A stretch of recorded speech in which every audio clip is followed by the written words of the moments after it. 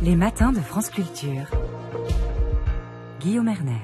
C'est un livre qui fait beaucoup parler et qui a été également beaucoup lu. La défaite de l'Occident, votre livre, Emmanuel Todd, publié aux éditions Gallimard, avec des thèses que d'aucuns qualifient de poutinophiles, d'autres de salutaires. On va en débattre ce matin. Nous sommes en compagnie donc d'Emmanuel Todd, bonjour, bonjour. Et de Bernard Guetta. Bernard Guetta, vous êtes député européen Renew Europe, mais vous avez été aussi correspondant à Washington et à Moscou avec une question première et principale. L'Europe et les États-Unis se sont-ils trompés sur la Russie de Vladimir Poutine? Votre point de vue à ce sujet, Emmanuel Todd? Trompés, de toute façon, moi je suis historien, donc je ne pose pas les questions en termes de responsabilité. Fallait-il, ne fallait-il pas? Pour moi, ce qui est important, c'est de voir ce qui se passe, d'analyser des séquences et de voir vers quoi on se dirige. Alors, j'aurais tendance, le dos au mur, à répondre que les États-Unis ont été entraînés dans une guerre qui les met au pied du mur. C'est-à-dire qu'ils sont, dans une certaine mesure, tombés dans un piège. C'est-à-dire le paradoxe historique qu'on vit, finalement, depuis l'effondrement de l'Union soviétique, c'est qu'on ne s'était pas rendu compte que l'effondrement de l'Union soviétique était un phénomène endogène, qui était une crise du système, et ça a été interprété comme la victoire de l'Occident, des États-Unis, du capitalisme, et on ne s'est pas rendu compte que cet Occident, ce capitalisme, particulièrement les États-Unis, s'affaiblissait lui aussi en son cœur. C'est-à-dire que c'est une étude d'historique de longue durée que je propose, où on voit que dès 1965, le niveau éducatif baisse aux États-Unis, suit la régression industrielle à partir des années Reagan.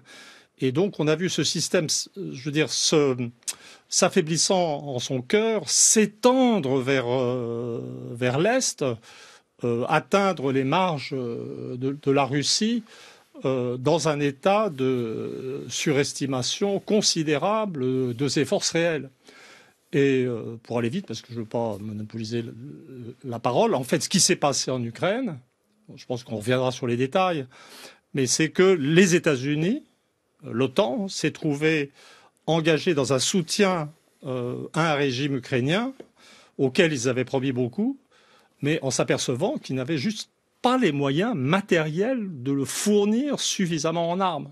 Et donc, en ce sens, les États-Unis sont tombés dans un piège, parce que quand on est une puissance qui dépend pour son approvisionnement à ce point du reste du monde, le déséquilibre commercial américain est considérable, ce piège, c'est pas juste une farce, ça pose une question existentielle. Bernard Guetta. Mais écoutez, je crois en effet que les Européens ont commis sur Poutine une erreur que les États-Unis n'ont pas commise. Les Européens, jusqu'à l'entrée même des troupes russes en Ukraine, n'ont jamais cru, moi le premier, n'ont jamais cru que Poutine serait assez stupide pour se lancer dans cette agression. Guerre d'agression qu'il a perdue. Son objectif était d'arriver en quelques jours à Kiev, de renverser Zelensky, évidemment, de le faire assassiner, et éventuellement avec un bon paquet de ses ministres, et de transformer l'Ukraine en protectorat, si ce n'est de l'intégrer à la Fédération de Russie. Alors, premièrement, il a échoué là-dessus. Deuxièmement, il comptait diviser les Européens. Il a resserré leurs rangs comme jamais. Il comptait accentuer l'éloignement des États-Unis d'Europe, et c'est exactement ce qui s'est produit. Il y a eu une forme de retour des Américains en Europe, à mes yeux extrêmement provisoire, parce que je crois que le phénomène de l'éloignement des États-Unis d'Europe est très très profond et irréversible. Donc oui, les Européens, je le répète, se sont trompés sur Poutine parce qu'ils n'avaient pas cru, qu'il pourrait être aussi stupide. Ce qui veut dire, Emmanuel Todd, que beaucoup ont été surpris par la résistance économique de la Russie et par la résistance militaire de l'Ukraine. Oui, c'est toujours pareil. Hein. Quand une guerre commence, les gens ont des objectifs. Je suis évidemment pas du tout d'accord avec Bernard. Moi, je suis plutôt sur la ligne du Pentagone, en fait, qui considère que la guerre est perdue. Donc, je suis par les Occidentaux. Mais comment dire, une guerre, et surtout si cette guerre devient finalement, dans sa dimension économique d'échelle mondiale, c'est toujours des surprises et c'est toujours ce qu'on n'attend pas. Et au début de mon livre, je fais la liste des 10 principales surprises de la guerre. Et parmi les 10 principales, il y a les 2 principales que vous avez évoquées, qui est la résistance des Ukrainiens, que les Russes, effectivement, alors là, pour ça, je suis tout à fait d'accord avec Bernard, n'attendaient pas. Les Ukrainiens bien équipés en missiles Javelin par les Américains, et spécifiquement sous la présidence de Trump, les Ukrainiens ont fait face et arrêté. Alors, ça pose des questions historiques, en fait. C'est-à-dire qu'on ne peut pas se dire « Ah, c'est formidable, c'est bien ». Je veux dire, on peut admirer en un certain sens moral, psychologique, la résistance ukrainienne. Mais il faut comprendre aussi, parce que avant la guerre, tout le monde, les Occidentaux comme les Russes, considéraient que l'Ukraine était ce qu'on appelle un failed state, c'est-à-dire un État en faillite, en décomposition, avec une population qui diminue à toute vitesse, qui fuyait vers l'Est et l'Ouest, en fait. Et moi, l'interprétation que je donne, c'est que finalement, l'Ukraine a trouvé dans la résistance à la Russie une raison d'exister, en fait. Ça, c'est pour la première surprise. Peut-être je vais laisser la parole avant d'embrayer sur la deuxième surprise. Bernard Guetta. C'est là, précisément, là je rejoins Emmanuel Todd, c'est là la 3e ou 4e des stupidités de Vladimir Poutine. Parce que en envahissant l'Ukraine, eh bien évidemment qu'il a serré les rangs d'une nation, bien entendu. Et aujourd'hui, on voit bien que quand l'Ukraine ne perd pas, elle gagne, et quand la Russie ne gagne pas, elle perd. C'est la situation dans laquelle on est aujourd'hui, parce que à quoi est parvenu Vladimir Poutine ? Il contrôle aujourd'hui 17,5% du territoire ukrainien. Il en contrôlait beaucoup plus jusqu'au printemps 2022, c'est-à-dire jusqu'au moment où les Ukrainiens l'ont pour la première fois repoussé. À l'été suivant, les Ukrainiens l'ont pour la 2e fois repoussé, et depuis, le front est figé. Depuis, les Ukrainiens n'arrivent plus à enfoncer les défenses russes, et les Russes n'arrivent plus à relancer, peut-être provisoirement, ça je n'en sais rien, on verra. Mais pour l'instant, les Russes n'arrivent plus à relancer une offensive. Emmanuel Todd. Oui, moi je vais laisser de côté les questions militaires, puisque encore une fois, je le répète, je fais plutôt partie des gens qui pensent que les Russes ont de fait gagné la guerre, et que la contre-offensive... Ça veut dire quoi pour vous, Emmanuel Todd ? C'est-à-dire que les Ukrainiens sont épuisés, on les a envoyés à la mort avec un armement insuffisant, et à un moment donné ou à un autre, la situation va se débloquer dans un sens favorable aux Russes. Il y a toujours des moments dans des guerres d'attrition où on a l'impression que le front est figé, et d'ailleurs les États-Unis, les Occidentaux luttent pour installer l'idée que le front ne va plus bouger, etc. Mais il est tout à fait hors de question pour les Russes d'arrêter, d'autant plus que, comme je le souligne dans mon livre, les Russes de l'Occident. Oui, les Russes sont dans une situation favorable de par leur supériorité industrielle et militaire, mais je souligne que les classes creuses démographiquement russes arrivent, et que les classes mobilisables vont diminuer en taille en Russie dans 5 ans. Et que la situation... Donc en fait, ils ont 5 ans pour gagner la guerre, et en aucun cas, ils n'ont intérêt à négocier maintenant, en fait. Bernard Guetta. Je crois qu'ils ont 5 mois pour gagner la guerre et pas 5 ans. 5 mois, pourquoi ? Parce que dans 5 mois, peut-être 6, je n'en sais rien, les Ukrainiens disposeront pour la première fois d'une véritable couverture aérienne. Enfin, les avions militaires qui ont été promis par les Occidentaux arriveront. Et là, c'est un élément de modification de la donne. Je ne dis pas que ce soit la modification absolue, mais c'est un élément très important de modification. Deuxièmement, si Poutine n'a pas réalisé une percée vraiment significative dans les 5 mois qui viennent, eh bien, il sera obligé de lancer un nouvel ordre de mobilisation. Dans son propre pays, naturellement. Et s'il lance un nouvel ordre de mobilisation, eh bien là, le mécontentement qui est en train de croître à tout petit pas, à basse intensité, mais de croître jour après jour, eh bien là, le mécontentement risque d'exploser. Emmanuel Todd. Là, je crois que c'est une très belle ouverture pour parler de la deuxième surprise.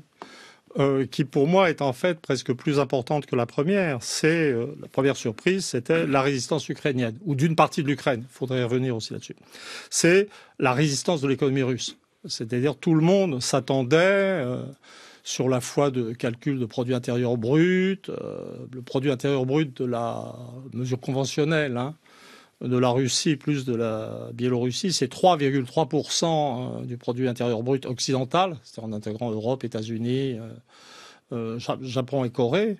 Et c'est ce produit intérieur brut si faible qui s'est révélé capable de produire en fait au stade actuel plus d'armes, etc. Mais c'est surtout qu'on attendait. Il faut se souvenir de Bruno Le Maire annonçant que la coupure de SWIFT, le réseau interbancaire, etc., allait mettre à genoux l'économie russe, alors que nos dirigeants auraient dû savoir que ce n'était pas possible. Il y avait un excellent bouquin de David Tortry qui était paru un peu avant la guerre, Russie, le retour de la puissance, qui expliquait que les Russes s'étaient préparés à ça. Mais en fait, ça s'est passé encore mieux que prévu pour les Russes. C'était ça la surprise. Et l'économie russe a eu des difficultés d'adaptation. C'est une guerre économique. Mais ils ont réussi leur adaptation. Ils se sont installés dans une économie qui n'est pas complètement une économie de guerre. Parce que l'une des raisons de la lenteur de l'armée russe, c'est que l'un des soucis du régime russe, on peut dire de Poutine pour faire court, c'est de préserver les acquis du retour à la normale de la société russe dans les 20 dernières années. Donc il va tout doucement.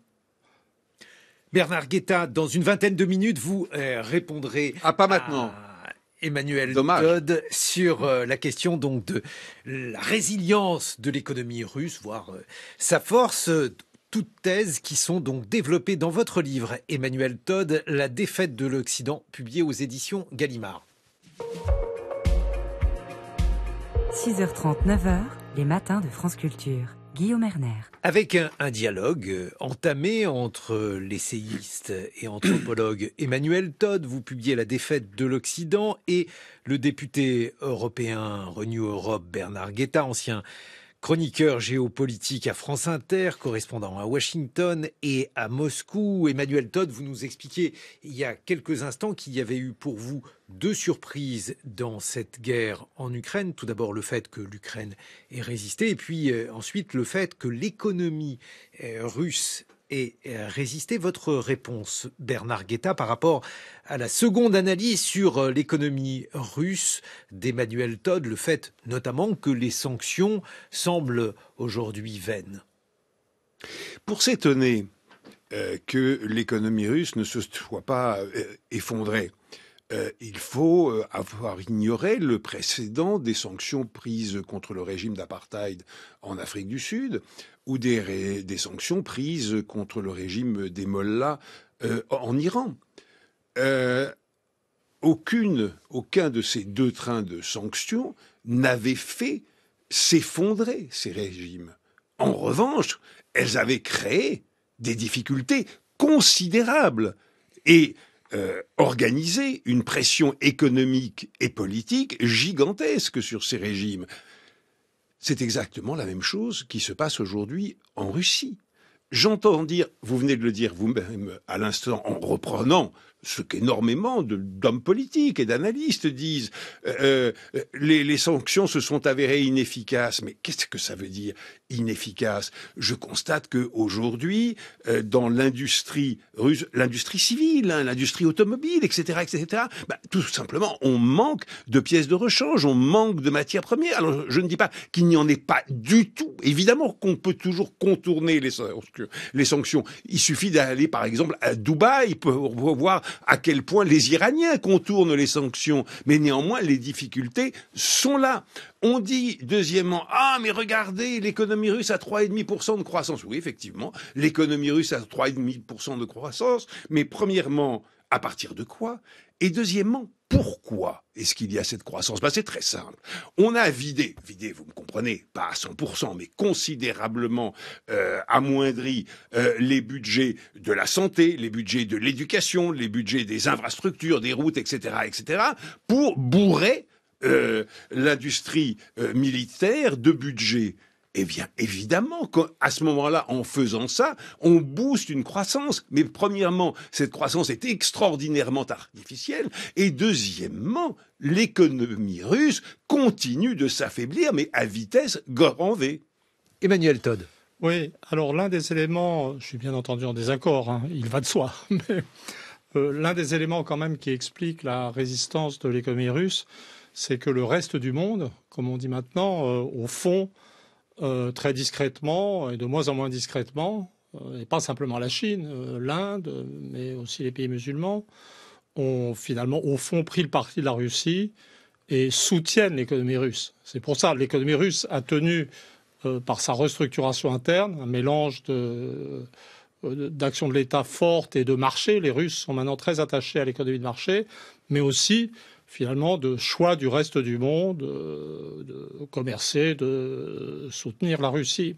Je crois que dans ce que dit Bernard Guetta, il y a quelque chose de quand même qui finit par me perturber. C'est que j'ai entendu plusieurs fois le mot stupide appliqué à Poutine, aux Russes, à tout le monde. Et bon, il est clair. Je ne l'ai pas appliqué aux Russes, pour ma part. Oui, mais bon. Et à Poutine, certainement. Voilà, bon, alors dans ce cas-là, on peut préciser, c'est réduire le problème géopolitique à un homme qui serait stupide. Alors, je n'ai pas encore, j'espère que ça ne va pas me faire encore accuser de poutinophilie, le fait que je lis les textes des dirigeants russes, pas simplement Poutine, Lavrov, etc., et que l'honnêteté m'oblige à dire, je l'avais dit bien avant la guerre d'ailleurs, que ce sont des textes fort intelligents. Donc on a affaire à des gens intelligents. C'est-à-dire je veux dire, il y a une vision du monde, il y a une vision de l'histoire, une vision politique, et intellectuellement, les diplomates russes sont très au-dessus du niveau des géopoliticiens américains. Alors, je ne dis pas, ça. Pourquoi les Américains sont stupides selon vous? Mais j'ai une analyse dans mon bouquin. J'ai une analyse de ce qu'on appelle le blob, c'est-à-dire le groupe des géopoliticiens américains à Washington, et j'explique les visions simplistes, etc., et surtout comment ce groupe a perdu sa culture directrice centrale. C'est-à-dire le cœur de mon livre, n'est pas tant la Russie et l'Ukraine. Avec Bernard Guetta, on doit en parler, c'est plutôt ces sujets. Je pense que les gens seront très surpris. Je pense que les lecteurs des journaux directeurs en France, comme Le Monde, seront très surpris de mes chapitres sur la Russie et l'Ukraine et se demanderont ce qu'on leur fait lire dans leurs journaux. Donc ça, c'est utile. Mais le cœur de mon livre n'est pas là. C'est une analyse de la décomposition interne, intellectuelle et morale du système américain. Et économique aussi. Et économique, mais le livre, mon livre s'intéresse au processus de longue période et en particulier au rôle de la disparition de la religion protestante et au-delà de ses valeurs pour expliquer le déclin de l'intelligence, de l'industrie et de ce qui faisait la force de l'Amérique. Bernard Guetta sur le déclin de l'Empire américain, vision donc Emmanuel Todd. Écoutez, ça me laisse perplexe, parce que l'obsession justifiée aujourd'hui au Parlement européen, à la Commission, au Conseil, c'est-à-dire dans les 27 capitales, c'est le plan de relance économique de Joe Biden qui est effectivement très très menaçant pour le reste du monde, parce que c'est un plan formidablement bien financé et formidablement intelligent. C'est exactement ce que nous tentons de faire aujourd'hui dans les 27 pays de l'Union européenne et que nous n'arrivons pas suffisamment à faire. Loin de là, Joe Biden a véritablement donné un coup enfin, impulser une relance de l'économie américaine qui est tout à fait spectaculaire. Et c'est pour ça que les électeurs républicains sont extraordinairement injustes vis-à-vis de lui. Alors, juste une phrase. J'ai 1000 critiques, et probablement beaucoup plus encore qu'Emmanuel Todd, à faire à l'empire américain, à la puissance américaine. Mais l'enterrer comme il le fait, ça me semble incroyablement rapide. Oui, parce que Emmanuel Todd, dans votre livre, autrement dit dans La défaite de l'Occident aux éditions Gallimard, vous évoquez finalement à la fois une économie russe plus puissante qu'on ne le dit, et solide et stable. Une économie américaine qui, selon vous, repose en partie sur du vent. Sur du vent ou sur la production de dollars qui ne coûte pas cher. C'est pas cher de produire du dollar pour la planète. Je crois que le problème les efforts de Biden, qui suivent ceux de Trump, qui suivent ceux d'Obama, de reconstruction finalement protectionniste des États-Unis, ce que l'Europe ne peut pas faire, je dirais, presque par définition, sont logiquement de l'extérieur tout à fait raisonnables. Mais le problème des États-Unis actuellement, c'est qu'ils n'ont plus, je dirais, les capacités humaines de profiter de ces mesures. C'est-à-dire que l'une des choses sur lesquelles j'insiste dans le livre, c'est le déficit des États-Unis dans la production de scientifiques et d'ingénieurs. Ils doivent en importer. Mais avec une population qui est plus du double de la population russe, par eux-mêmes, les États-Unis produisent moins d'ingénieurs que les Russes. C'est pour ça que les Russes tiennent, en fait, parce que la guerre, c'est pas distribuer des dollars, hein, c'est pas avec des dollars ou des injonctions de payer qu'on fait la guerre. C'est avec des ingénieurs. Ce qui explique la flexibilité d'une économie, c'est la présence d'ingénieurs, ce qui, je résume, et d'ouvriers et de techniciens qualifiés. Et je crois que ce qui paralyse fondamentalement, j'ai un chapitre, les gens me disent que mon chapitre de dégonflement de l'économie américaine est le plus drôle de mon livre. Je suis vraiment très content d'avoir fait un chapitre d'économie amusante, etc. Mais je crois que ce qui désarme les États-Unis, c'est fondamentalement la production du dollar. C'est-à-dire que si vous faites des études aux États-Unis, les études doivent vous mener à gagner votre vie correctement ou au mieux.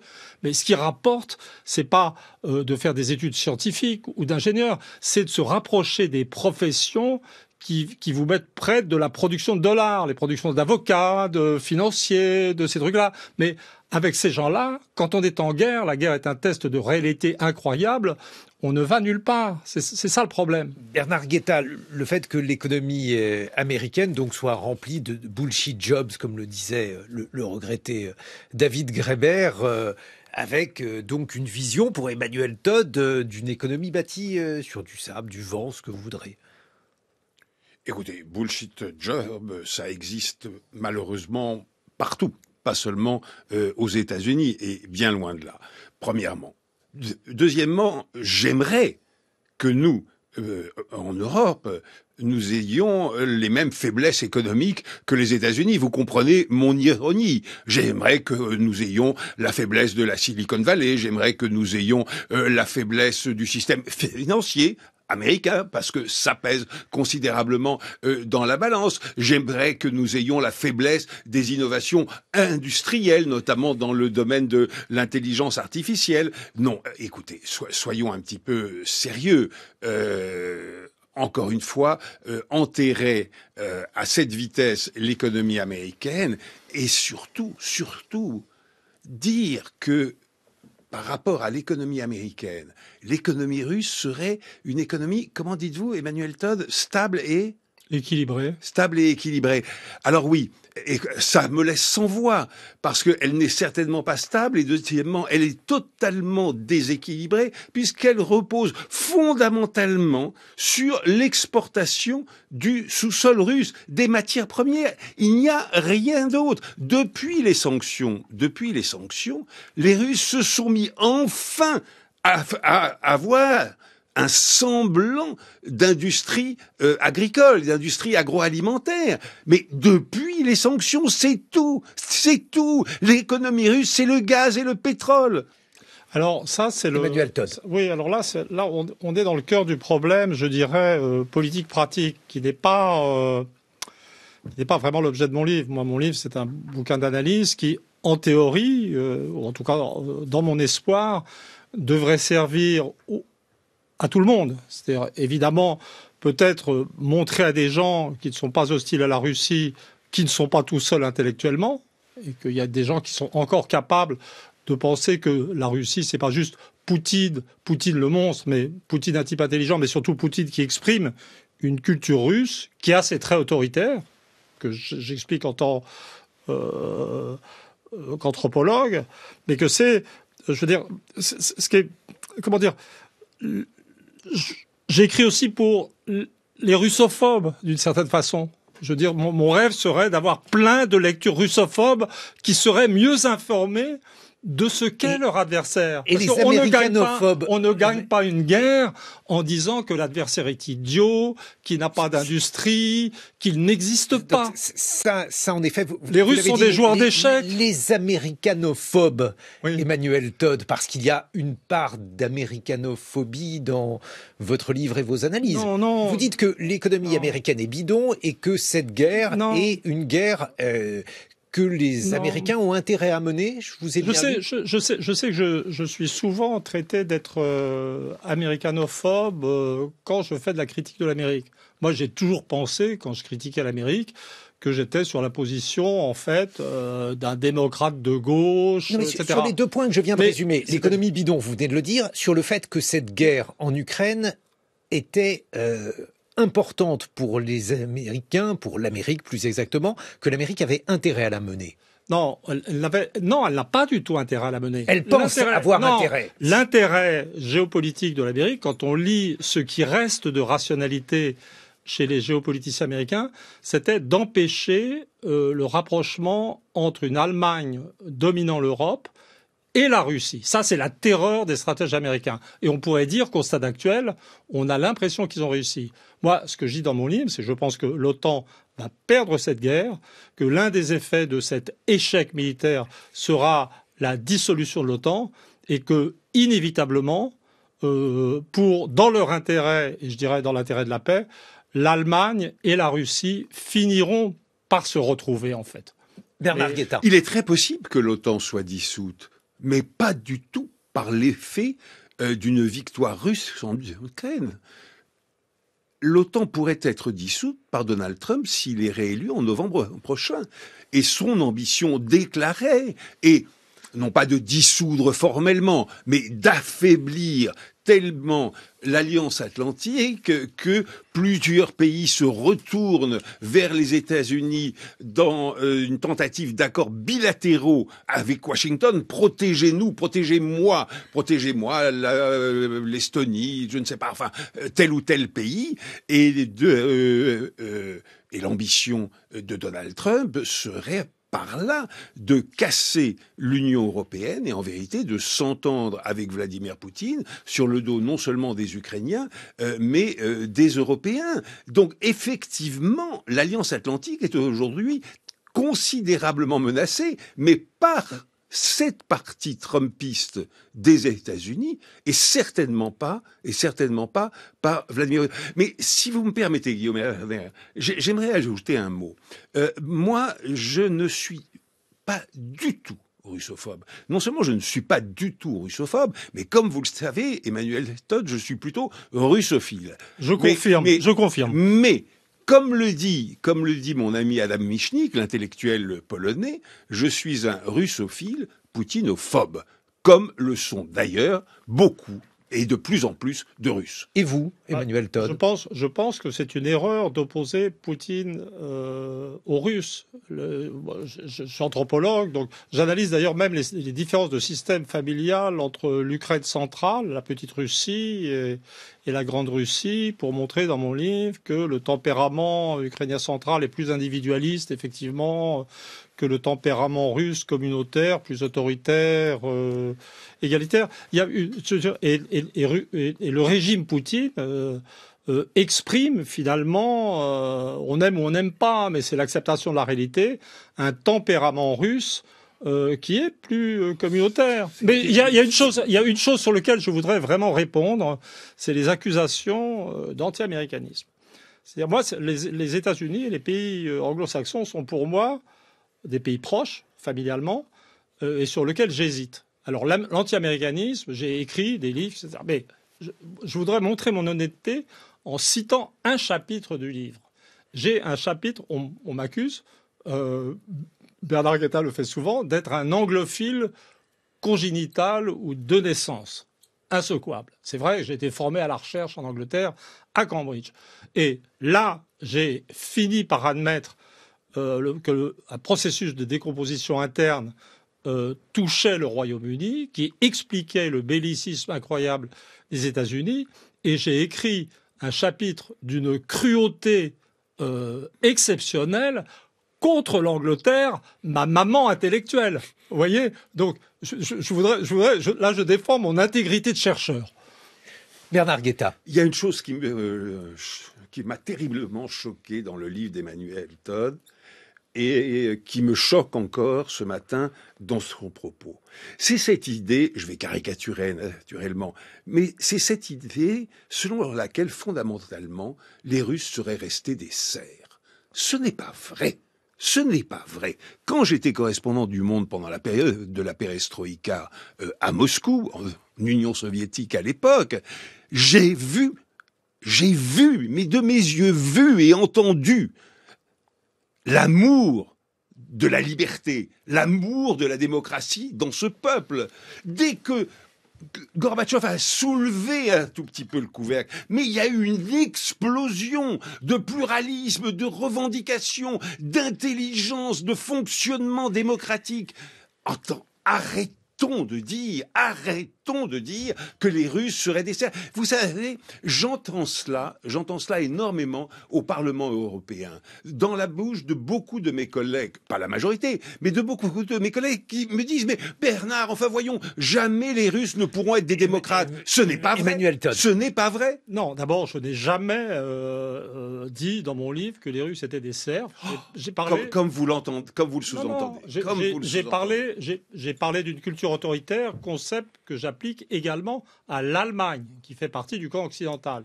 Et j'évoque une évolution, et au contraire, je dis pourquoi est-ce qu'on ne donne pas aux Russes le droit d'évoluer comme les Allemands. Donc vraiment, c'est tout à fait injuste. Je dis que simplement le point d'équilibre de la société russe avancée, dont je souligne la modernité par une fécondité qui est la même que celle de l'Allemagne ou même des autres occidentaux.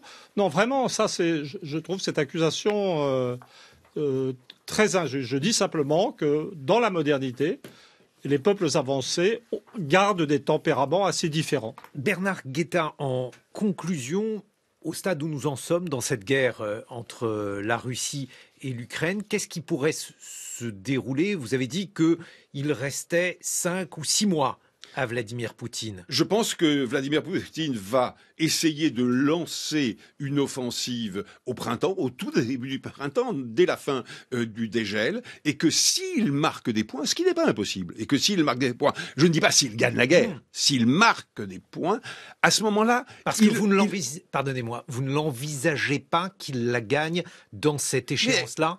Mais non, absolument pas. Son objectif de guerre, il l'a répété il y a peu de temps, c'est ce qu'il appelle la dénazification de l'Ukraine. Qu'est-ce que ça veut dire dans sa bouche, la dénazification de l'Ukraine? C'est la chute du gouvernement et l'entrée des troupes russes à Kiev. Donc ça, non, il n'y arrivera pas. Mais après le succès d'une percée, il pourrait proposer un cessez-le-feu pour figer le front et annexer les territoires qu'il contrôle.